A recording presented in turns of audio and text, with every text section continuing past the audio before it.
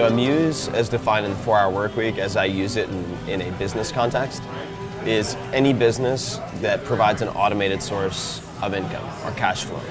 And I think it's important for people to satisfy their financial needs before striving to address all of these other needs, because it really is a valuable, flexible currency.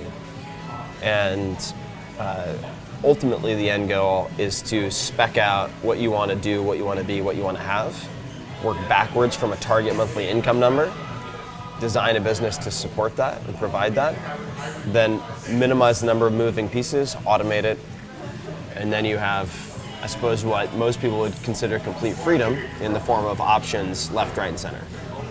You evaluate the income you need by taking all of these various things that you would defer for retirement, defining them very clearly, whether that's, let's just take, for instance, Aston Martin DB9, ski chalet in Colorado for a few weeks of the year, et cetera, even if that seems utterly unattainable. But all the things that you would save for retirement if you had $500,000, $1 million, whatever. Then you look at how much that would actually cost, let's say, to finance on a monthly basis. So that could be through a car loan, it could be through a purchase, whatever it might be. And then you look at, let's say, the top 2 or 3 things in the to do and to have categories, and you add them up to arrive at a target monthly income. And it can be extremely inexpensive. I mean, for the cars, the trips and all of that, it very seldom costs more than 75 grand a year. Very seldom. And that is liberating when people realize that. Then the trick is, working backwards with that goal in mind to find a business that provides that in the fewest numbers of hours of input as possible. You can turn many different types of products or services into muses, but some things are easier than others. Products tend to be easier than services, because services tend to have more of a manual component at some level. Secondly, and customer support issues. In terms of margin, I like to encourage people to aim for a retail-like margin, which would be an 8 to 10x markup from cost of goods.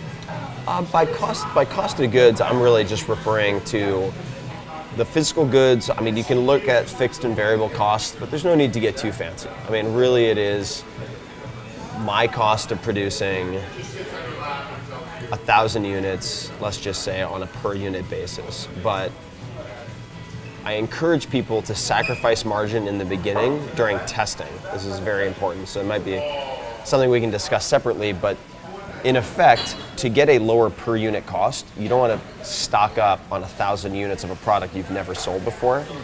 It's a much better idea to prototype, maybe dry test, then only at that point do a small batch run of the product. Even if you're only making 2 cents a unit, as long as you're not losing money, you want to test and not end up with an entire warehouse full of product you can't move. Yeah. And I think that in the beginning it pays, as long as you're not losing money, even if you're losing a small amount, to test effectively so that you know when you scale, you will have demand and be able to fill that demand effectively.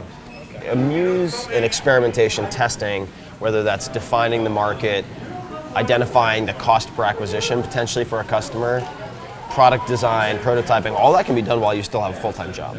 And I discourage people from just cutting all ties and losing full-time income to focus on a business. You don't have to make that leap. So people tend to think in terms of employed or entrepreneur, employed person, employee or entrepreneur. I think that there's a broad spectrum, and you can very slowly and methodically move from one to the other. And it doesn't mean that you have to end up a full-time entrepreneur.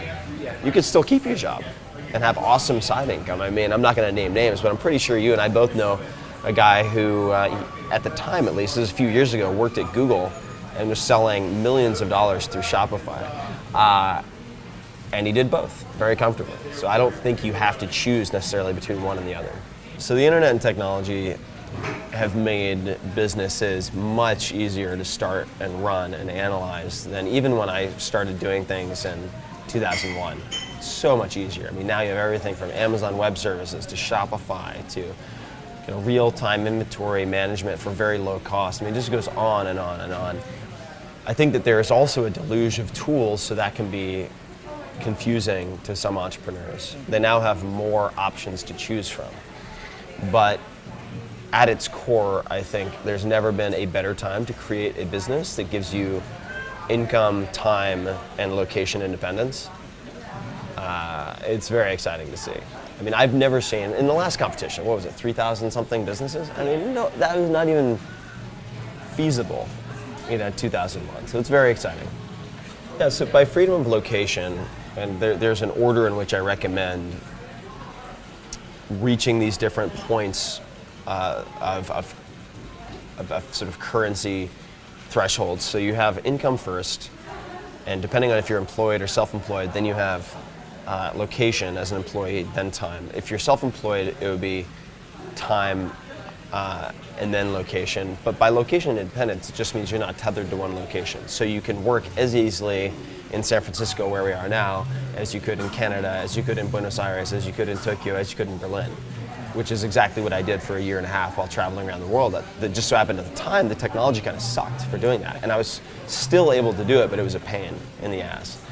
Whereas it's extremely easy now if you choose your tools correctly. Muses interest me for a million and one reasons, but predominantly because it's a search for elegance. And I like elegant things, whether that is Toyota lean manufacturing, where they completely reinvent the auto industry because they're very meticulous about calculating and then removing unnecessary steps, whether that is economy of motion. In this case, it's a business. So you can create something that a decade ago would have required a staff of 100 people, yet now it's run by a mother of two who works on it part-time and puts in a few hours a week. I mean, it's the most efficient and effective use of resources.